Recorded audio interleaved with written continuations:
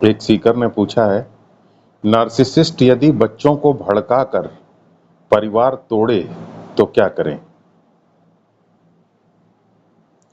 देखिए, नार्सिसिस्ट पहले आप समझिए कि क्या चाहता है। वो चाहता है सुप्रीमेसी। वो चाहता है परिवार में सिर्फ उसकी चले और किसी की ना चले, क्योंकि वो अपने आप को यूनिक समझता है, अद्वितीय समझता है। और जो व्यक्ति अपने आप को यूनिक समझेगा वो ऑब्वियसली चाहेगा कि सारा कंट्रोल उसके हाथ में हो, सब उसके इशारे पर चले, सब लोग उसकी बात माने। तो वो सुप्रीमेसी चाहता है। और अपनी जो यूनिकनेस की सेल्फ इमेज है नार्सिसिस्ट की, उसके नीचे वो अपनी लाइफ की इनसिक्योरिटीज को छुपाए रहता है, ताकि वो इनसिक्योरिटीज अपना सर ना उठा सकें। और इस तरीके से वो अपनी यूनिकनेस से अपने जीवन के कष्टों को छुपा करके रखना चाहता है। और इसके लिए उसकी, चूंकि ये यूनिकनेस की जो सेल्फ इमेज है ये हर्ट ना हो, इसके लिए उसे हमेशा सुप्रीमेसी चाहिए, परिवार के ऊपर कंट्रोल चाहिए। और जब वो परिवार के ऊपर कंट्रोल करता है या और दूसरे जो भी लोग उसके साथ होते हैं उनके ऊपर नियंत्रण करने की कोशिश करता है, तो उससे उसको नार्सिसिस्टिक सप्लाई मिलती है। और इस नार्सिसिस्टिक सप्लाई से वो अपनी यूनिकनेस की जो इमेज है उसको बूस्ट करने का काम करता है, उसको मजबूती देता है। और इस प्रकार वो सरवाइव करने की कोशिश करता है।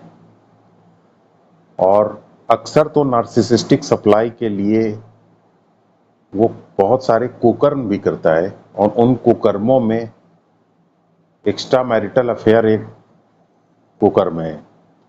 तो परिवार में नार्सिसिस्टिक सप्लाई के लिए आपने एक्स्ट्रा मैरिटल अफेयर चला रहे हैं, तो एक्स्ट्रा मैरिटल अफेयर को परिवार एक्सेप्ट नहीं कर पाएगा। मतलब मैं ये सिर्फ उदाहरण दे रहा हूँ। तो अब ऐसे में एक्स्ट्रा मैरिटल अफेयर में ऐसा नहीं है कि आपको कोई बहुत प्रेम है इसलिए एक्स्ट्रा मैरिटल अफेयर चला रहे हैं। एक्स्ट्रा मैरिटल अफेयर चलाने की वजह यह है आपकी, क्योंकि आपको नार्सिसिस्टिक सप्लाई चाहिए। और एक्स्ट्रा मैरिटल अफेयर के अगेंस्ट कहीं ऐसा ना हो कि पूरा परिवार यूनाइट हो जाए, इसलिए आपके कुकर्म जारी रहें, नार्सिसिस्ट के कुकर्म जारी रहें। इसके लिए जरूरी है कि फैमिली को डिवाइड करना, फैमिली को तोड़ना। तो नार्सिसिस्ट फैमिली को तोड़ने के लिए किस तरीके की चालें चलता है? देखिए, वही इसकी पुरानी घिसी पिटी चालें हैं। सोसाइटी को आपके अगेंस्ट टर्न कर देना। सोसाइटी का हमारा स्ट्रक्चर इस तरीके का होता है कि सोसाइटी में बहुत सारे डूज एंड डोंट्स होते हैं। तो एक स्मीयर कैंपेन चलाता है। स्मीयर कैंपेन चला करके पहले विक्टिम की रेप्यूटेशन को डैमेज करता है, और उसके बाद पूरी सोसाइटी को, जिसमें कि, या पूरे एनवायरनमेंट को जिसमें कि विक्टिम ऑपरेट करता है, उस एनवायरनमेंट को ही विक्टिम के अगेंस्ट कर देता है। और टारगेट के अगेंस्ट जब एनवायरनमेंट हो जाता है तो टारगेट के लिए सरवाइव करना बहुत मुश्किल हो जाता है। एक नर्वस ब्रेकडाउन जैसी सिचुएशन टारगेट के ऊपर क्रिएट हो जाती है। तो ये सब उसकी कुछ चालें हैं, लेकिन ये चालें और भी ज़्यादा इंटेंस और भी ज़्यादा डेंजरस तब हो जाती हैं जब नार्सिसिस्ट अपने ही बच्चों को अपने स्पाउस के अगेंस्ट, या अपनी पत्नी के अगेंस्ट, या अपने पति के अगेंस्ट डायरेक्ट करने की कोशिश करता है। उनको, उनके माइंड को इस तरीके से रिफॉर्म या डिफॉर्म करने की कोशिश करता है जिससे कि वो अपने दूसरे पेरेंट के अगेंस्ट हो जाएं। तो बच्चे भी इसमें दो प्रकार के होते हैं। एक, बच्चे उस तरीके के होते हैं जो थोड़े कंपैरेटिवली छोटे हैं। उन बच्चों के अंदर एक इमैच्योरिटी होती है। उन बच्चों के अंदर एक तरीके की इमोशनल डिपेंडेंस होती है। और उससे ज़्यादा बड़ी चीज़ ये है कि उन बच्चों के में एक के अंदर एक उन बच्चों के पास एक फाइनेंशियल डिपेंडेंस भी होती है। पिता के ऊपर या माता के ऊपर निर्भर होते हैं वो बच्चे, फाइनेंशियली डिपेंडेंट होते हैं अपनी पढ़ाई के लिए, अपनी ज़रूरतों के लिए उनके ऊपर डिपेंडेंट होते हैं। तो ऐसे बच्चों को जो कि इमैच्योर हैं, फाइनेंशियली डिपेंडेंट हैं और इमोशनली डिपेंडेंट हैं, कमज़ोर हैं, ऐसे बच्चों को मैनिपुलेट करना बहुत आसान हो जाता है। और नार्सिसिस्ट ऐसे बच्चों को फ्लाइंग मंकीज में कन्वर्ट कर देता है और उनसे अपने एजेंडे को पूरा करवाने की कोशिश करता है। और जो दूसरे बच्चे वो होते हैं जो कि नार्सिसिस्ट की चाल में नहीं आते, क्योंकि वो थोड़ा मैच्योर होते हैं, थोड़े बड़े होते हैं उम्र में, क्योंकि उन्होंने देखा है कि उनके मदर या जो भी विक्टिम पेरेंट है वो पहले कैसे सफ़र कर पाया है, करता था, तो उन्हें थोड़ा आइडिया है इस बात का, तो वो नार्सिसिस्ट की चाल में नहीं आते।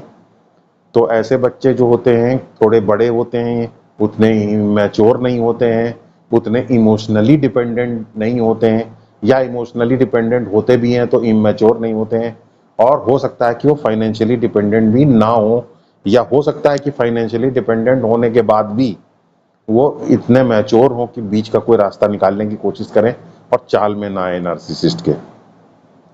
तो ऐसे बच्चे जो नार्सिसिस्ट की चाल में नहीं आते हैं, उनको नार्सिसिस्ट उनसे नफरत करता है, उनको दुश्मन की तरीके से देखता है, और ना सिर्फ उनको दुश्मन की तरह देखता है बल्कि उनके सामने हमेशा एक चारा भी डालता रहता है, एक प्रपोजल भी देता रहता है कि हम ये दुश्मनी कभी भी बंद कर देंगे अगर तुम मेरे साइड आ जाओ। तो उनको उनसे दुश्मनी भी करता है, बदतमीजी करता है, उनसे गाली गलौज करता है, उनके इमोशंस को डिवैल्यू करता है, डिसरेगुलेट करता है उनके इमोशंस को, और साथ ही साथ ये चारा भी डालता है कि ये सब डिवैल्यूएशन बंद हो सकता है अगर तुम मेरी तरफ आ जाओ। तो ये तो मैच्योर बच्चों के साथ नार्सिसिस्ट का बिहेवियर रहता है। इमैच्योर बच्चे जो होते हैं उनको नार्सिसिस्ट बिल्कुल अलग पिक्चर दिखाता है। उनके साथ उनका बिहेवियर बहुत ही कॉर्डियल रहता है, उनके साथ ट्रायंगुलेट भी करता है, उनको पॉजिटिव ट्रायंगुलेशन देता है कि जो बच्चे उसके फेवर में नहीं है नार्सिसिस्ट के, उनकी बुराई करके इन बच्चों को हाइटन करने का काम करता है, इनको बताता है कि तुम बहुत अच्छे हो। इनके साथ बिहेवियर भी उसका बहुत ही प्रेममय, बहुत ही हल्का, बहुत ही अच्छा बिहेवियर उनके साथ बच्चों को दिखाता है, उनकी हर तरीके से मदद करने का प्रॉमिस करता है, और उस प्रॉमिस के बदले उनको कहता है कि तुम्हें चूज करना होगा। बच्चों को फोर्स करता है चूज करने के लिए कि मुझ में और दूसरे पेरेंट में से किसी एक को चुनना है। तो इस तरीके से इसी को तो कहते हैं पेरेंटल एलियनेशन। तो पेरेंटल एलियनेशन उन बच्चों का करता है। तो बच्चे घबराते भी हैं, लेकिन चूंकि बच्चे फ्लाइंग मंकीज में कन्वर्ट हो चुके हैं, उनके सामने अलग अलग तरीके के टेम्पटेशंस दिए जाते हैं, और उनके बच्चों का जो माइंड है उसको बदला जाता है, उसको माइंड को नए तरीके से फॉर्म किया जाता है, उसके लिए बच्चों को झूठी कहानियां सुनाई जाती हैं। इधर नार्सिसिस्ट चूंकि टारगेट पेरेंट को या विक्टिम पेरेंट को के लिए हर तरीके की डिफिकल्टीज क्रिएट कर रहा है, सोसाइटी को उसके अगेंस्ट क्रिएट कर दिया है, तो वो जो विक्टिम है, विक्टिम पेरेंट है, वो अपने आप को अपने नर्वस ब्रेकडाउन के अगेंस्ट सरवाइव करने के लिए जो कुछ भी अटेम्प्ट करता है, जो कुछ भी सर्वाइवल के लिए अटेम्प्ट करता है, फाइनेंशियली अपने आप को सर्वाइवल, फाइनेंशियल सर्वाइवल के लिए जो भी कुछ अटेम्प्ट करता है, नार्सिसिस्ट इन बच्चों को जो कि उसके फेवर में है, उन बच्चों को इस तरीके से कन्विंस करता है कि विक्टिम पेरेंट के सारे सरवाइव करने के अटेम्प्ट को फैमिली के अगेंस्ट दिखाया जाता है, फैमिली के अगेंस्ट, फैमिली को ब्रेक करने की कोशिश दिखाया जाता है। तो इस तरीके से बच्चों के दिमाग में ये बात आ जाती है कि जो विक्टिम पेरेंट है एक्चुअली वही एब्यूजर है। उसके सरवाइव करने के जो अटेम्प्ट्स हैं, उन सरवाइव करने के अटेम्प्ट्स को इस तरीके से इंटरप्रेट किया जाता है जैसे कि विक्टिम पेरेंट ही फैमिली को तोड़ने की कोशिश कर रहा हो, जैसे विक्टिम पेरेंट ही एब्यूजर को एब्यूज करने की कोशिश कर रहा हो। तो इस तरीके से विक्टिम पेरेंट को नेगेटिव लाइट में इंटरप्रेट करने की कोशिश करता है नार्सिसिस्ट, और बच्चे भी धीरे धीरे उससे कन्विंस होते चले जाते हैं, और बच्चे विक्टिम पेरेंट को हिट करते हैं, विक्टिम पेरेंट को आइसोलेट कर देते हैं, विक्टिम पेरेंट को किसी भी प्रकार का जो प्रेम है उससे डिनाई कर देते हैं, और इस तरीके से विक्टिम पेरेंट जो है आइसोलेटेड जब हो जाता है और पूरी तरीके से अकेला पड़ जाता है, और कभी कभी तो फैमिली से ही बाहर हो जाता है, तो झूठी कहानियां सुना करके इस तरीके से जो बच्चे हैं उनको उनके द्वारा विक्टिम को पूरी तरीके से हिट किया जाता है। तो इस तरीके से विक्टिम को, बच्चों को फ्लाइंग मंकी बना करके नार्सिसिस्ट विक्टिम को टारगेट करने का काम करता है। अब जब विक्टिम आइसोलेट हो गया पूरी तरीके से, विक्टिम पेरेंट आइसोलेट हो गया, अलग हो गया, उसकी पूरी हालत खराब हो गई, तो फिर क्या हुआ कि ये जो सेपरेशन की जो कॉन्टेक्स्ट थी, ये परिवार का टूट गया, यानी कि परिवार का तोड़ने में नार्सिसिस्ट सफल हो गया, अपनी सुप्रीमेसी को मेंटेन करने में सफल हो गया। और नार्सिसिस्ट इस तरीके से सफल हो ही जाता है क्योंकि देखिए ये हर सिस्टम को मैनिपुलेट कर लेता है। सोसाइटी को तो मैनिपुलेट कर ही लेता है क्योंकि सोसाइटी के तो अपने डूज एंड डोंट्स होते हैं, तो सोसाइटी के डोंट्स को इस तरीके से इंटरप्रेट कर देता है, र्यूमर क्रिएट कर देता है जिससे कि सोसाइटी जो है वो पूरी विक्टिम पेरेंट के अगेंस्ट हो जाती है। तो इस तरीके से सोसाइटी मैनेज कर लेता है। रही बात पुलिस और लीगल सिस्टम, तो पुलिस और लीगल सिस्टम जो है ये सब बहुत ही ब्लैक एंड व्हाइट में चीजों को देखते हैं। तो एक तरीके से देखा जाए तो ये एक तरीके के अंधे सिस्टम्स हैं। ये होते तो बहुत ताकतवर हैं लेकिन ये इतने टॉप हैवी हैं कि ये किसी काम के नहीं हैं इस मामले में। तो चूंकि ये ब्लैक एंड व्हाइट में देखते हैं तो क्राइम अगर एकदम ब्लैक सामने दिख रहा है तभी ये कुछ कर पाते हैं, वरना ये नहीं कर पाते हैं। और इनको मैनिपुलेट करना भी आसान होता है क्योंकि इनके पास काम का दबाव होता है, इनके पास काम के दबाव के कारण ये बहुत डिटेल में नहीं जा पाते हैं। तो जो डिटेल में नहीं जा पाएगा वो क्या है कि सोसाइटी के डूज एंड डोंट्स के हिसाब से ही चीज़ों को एक्सेप्ट कर लेगा। तो ऐसे लोगों को मैनिपुलेट करना बहुत आसान होता है। तो पुलिस के इंस्टीट्यूशन को, इवन थेरेपिस्ट को, लॉ को, जजेस को मैनिपुलेट करना आसान होता है। और बच्चों को जो फाइनेंशियली डिपेंडेंट, इमोशनली डिपेंडेंट और इमेच्योर बच्चे हैं उनको तो फ्लाइंग मंकी बना करके मैनेज किया ही जा सकता है। तो इस तरीके से विक्टिम को पूरी तरीके से आइसोलेट नार्सिसिस्ट कर देता है। अब जब आइसोलेशन विक्टिम का हो जाता है तो परिवार के सेपरेशन की जो कॉन्टेक्स्ट है वो कॉन्टेक्स्ट ओवर हो जाती है। और जब कॉन्टेक्स्ट ओवर हो जाती है तो फिर कुछ चीजें होती हैं। पहली बात, जो बच्चे होते हैं वो चूंकि ये कॉन्टेक्स्ट ओवर हो गई तो नार्सिसिस्ट उनको अपना ट्रू कलर दिखाता है क्योंकि अब उनको उस तरीके से मैनिपुलेट करने की जरूरत नहीं है।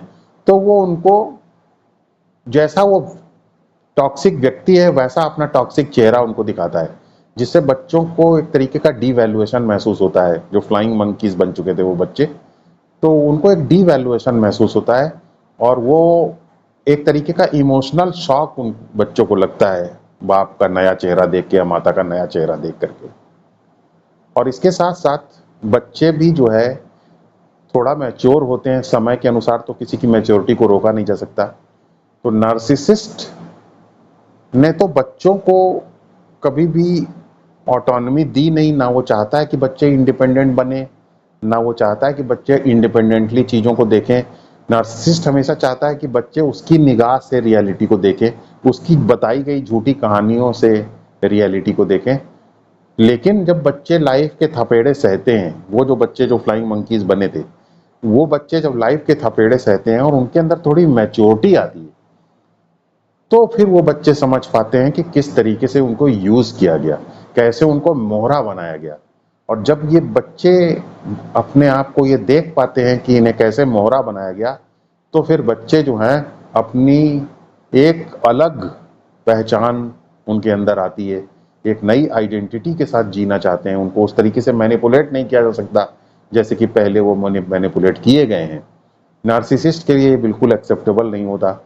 तो ये एक दूसरी वजह होती है उन बच्चों को डिवैल्यू करने की।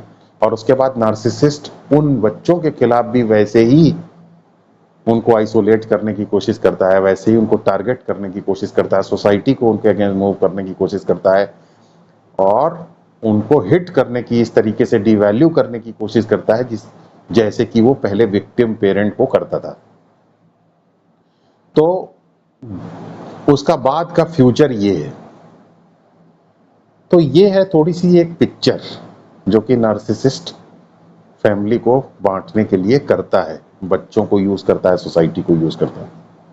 अब ऐसे में क्या किया जा सकता है, विक्टिम पेरेंट के सामने क्या ऑप्शंस हैं, इसके ऊपर थोड़ा सा विचार करना जरूरी है। इससे पहले कि पानी सर के ऊपर से निकल जाए, विक्टिम पेरेंट को 3 चीजें ठीक से समझनी चाहिए।